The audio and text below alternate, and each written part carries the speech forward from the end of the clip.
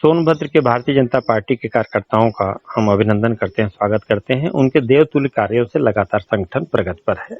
यह बात किसी से छिपी नहीं है। इस बात को बखूबी केंद्र सरकार और प्रदेश सरकार भी समझती है, जानती भी है और समय समय पर लोगों को सम्मान भी देती है। कोरोना के इस काल में स्वाभाविक तौर पर आम सभा करना उपयुक्त नहीं है। इस कारण से भारतीय जनता पार्टी ने वर्चुअल रैली का आयोजन किया है और बड़े ही सौभाग्य की बात है कि सोनभद्र में भी वर्चुअल रैली की जा रही है और भारतीय जनता पार्टी के जिला उपाध्यक्ष और वर्चुअल रैली के कार्यक्रम संयोजक आदरणीय ओम प्रकाश दुबे जी हैं, जो अन्य विविध कार्यक्रमों के भी संयोजक लगातार रहे हैं। उनसे हम अपेक्षा करते हैं आदरणीय दुबे जी से कि भारतीय जनता पार्टी के देवतुल्य कार्यकर्ताओं को बताएं कि सोनभद्र जिले में स्थित जो विभिन्न विधानसभाएं हैं उनमें कब कब वर्चुअल रैली आयोजित है और उन वर्चुअल रैली में कौन कौन मुख्य अतिथि है और उसका समय क्या है। आदरणीय दुबे जी। नमस्कार भाई साहब जी।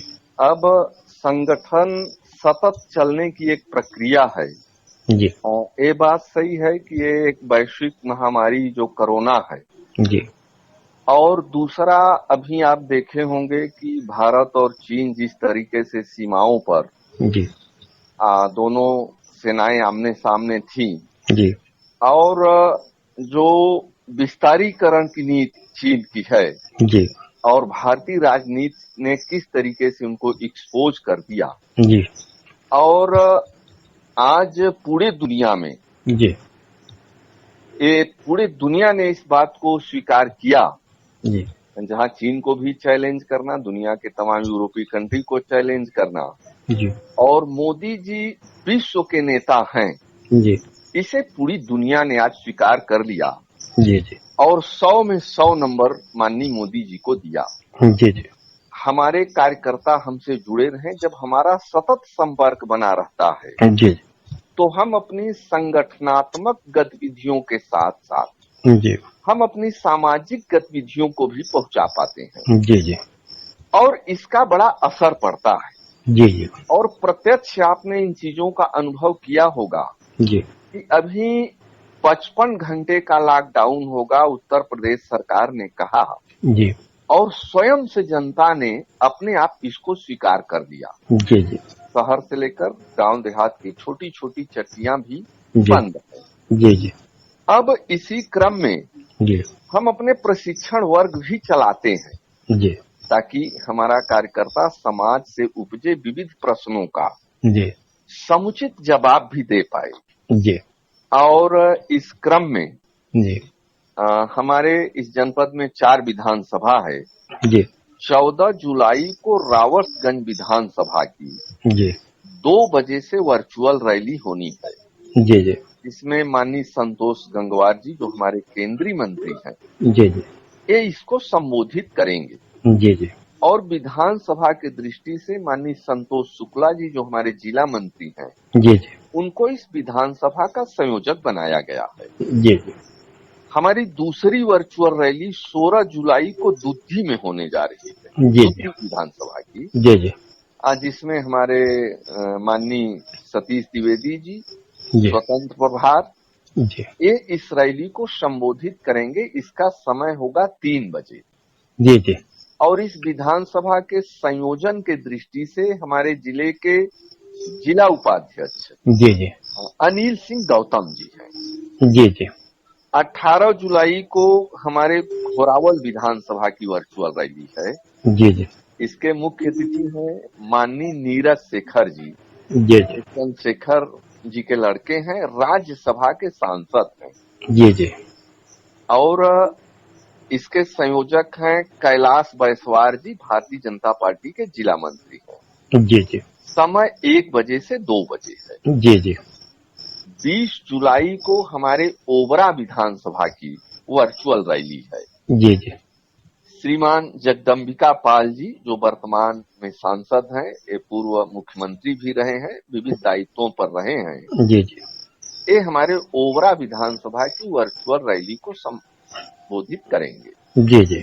माननीय कन्हैया जायसवाल जी ओबरा विधानसभा के संयोजक के दृष्टि से जी ये दायित्व उनको दिया गया है। वो भारतीय जनता पार्टी के जिला मंत्री हैं जी जी और इस दृष्टि से सभी कार्यकर्ताओं से, समाज सेवियों से सबसे ये आग्रह है जी कि इस वर्चुअल रैली से जुड़ करके जी कि हमारे तमाम नेताओं के विचारों को सुने जी और उसको समाज में लागू कराने का प्रबंध करें।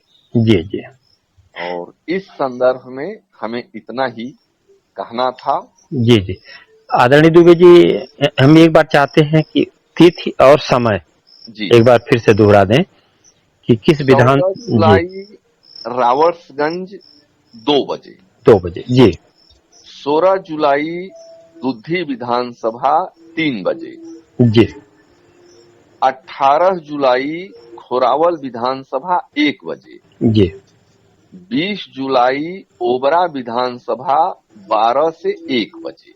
जी जी जी और ये बड़ी अच्छी बात है कि इस कोविड-19 कोरोना के विशेष स्थिति में जब जहां लोगों से मिलना दूभर है, ऐसी स्थितियों में भी भारतीय जनता पार्टी के लोग अपने अंत्योदय जो अभियान है, अंतिम व्यक्ति तक पहुंचने का लगातार प्रयास कर रहे हैं, उसकी समस्याओं को सुनने और समाधान करने की कोशिश कर रहे हैं। आदरणीय दुबे जी, इसके लिए आपको बहुत-बहुत धन्यवाद। और हम रैली के साथ एक और काम कर रहे हैं। जी, जी बताएं। इस वर्चुअल रैली के साथ साथ हमने एक कार्यक्रम चलाया हुआ है, प्रवासी मजदूर। जी, जी। ये मजदूर कहाँ से आए, क्या काम करते थे जी, जी। और उसके हिसाब से उनको काम में समायोजित करना।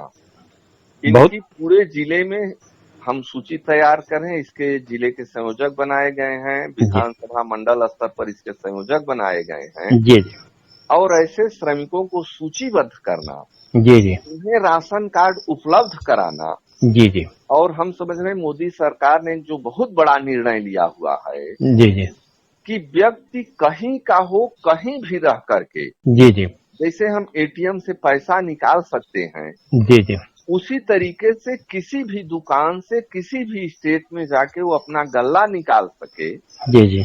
तो ऐसी एक व्यवस्था बनाई गई है जी, जी। और सोनभद्र में भी इसका एक बड़े पैमाने पर कार्यक्रम चल रहा है। बहुत जल्दी हमारी सूची तैयार हो जाएगी जी, जी। और उस सूची के हिसाब से उनको रोजगार देने का काम हमारी उत्तर प्रदेश सरकार करने जा रही है। जी, जी।